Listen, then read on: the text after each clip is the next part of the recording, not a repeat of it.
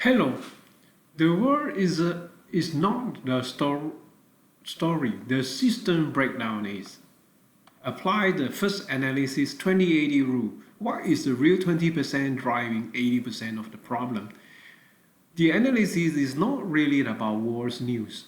It is about not just about the war news. It's about two upstream drivers that may create most of the downstream cost pressure.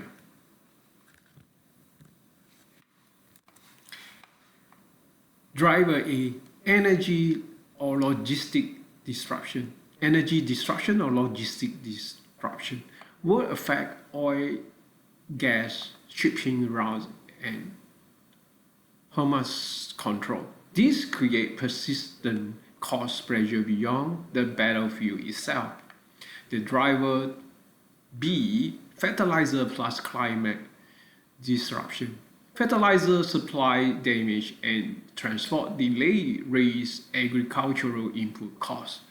Possible El Nino or even stronger climate abnormality may reduce crop yield.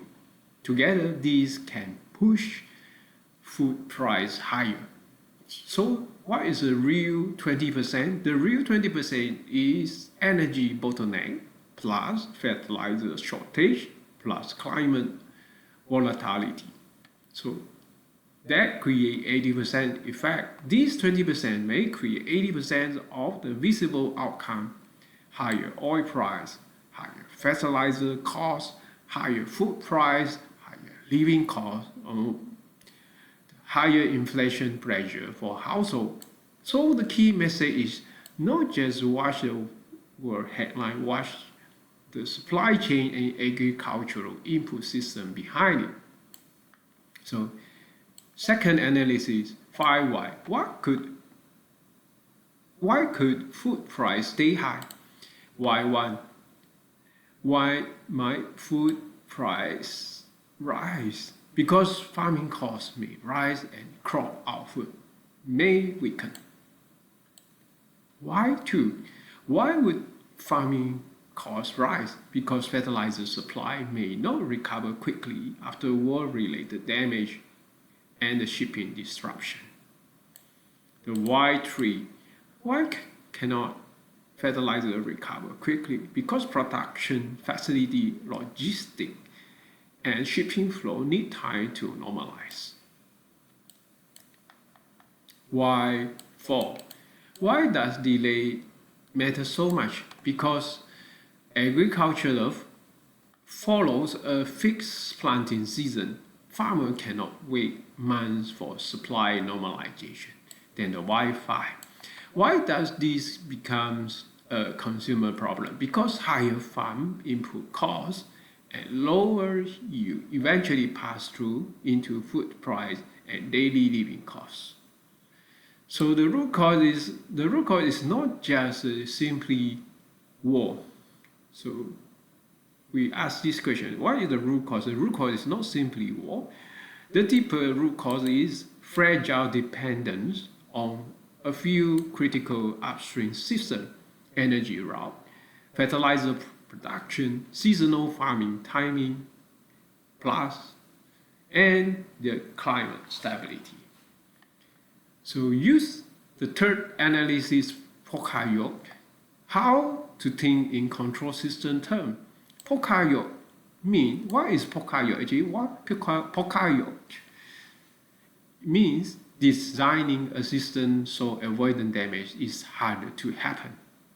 In this analysis, the failure is not only geopolitical, it is also a system design weakness. Current failure pattern: heavy reliance on a narrow logistic checkpoint, heavy dependence on timely fertilizer flow, agriculture exposed to season timing risks, and consumers exposed to pass-through inflation. So Poka-Yoke question, the key question here is, how do we prevent one disruption from cascading into everything? Possible Poka-Yoke control. At national level, Diversify fertilizer sourcing, build strategic food and fertilizer reserve, diversify shipping routes, strengthen local production buffer, and improve climate forecasting and planting adjustment system. So at business level, hedge critical input exposure, build inventory buffer for essential material, dual source key upstream supply, scenario plan for logistics disruption, and household level, reduce waste in essential consumption, keep higher resilience for food cost inflation, avoid overexposure to fragile spending pattern.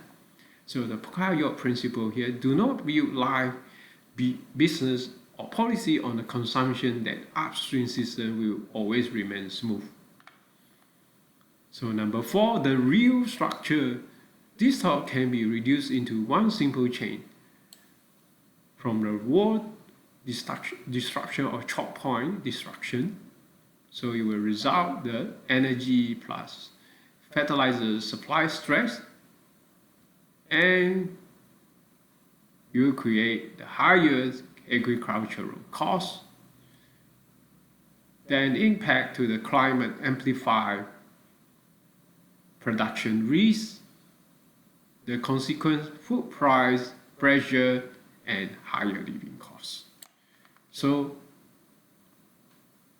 one line judgment here, this analysis is basically saying the visible event is war, but the real system signal is upstream supply fragility feeding inflation through energy and food. So welcome your comment.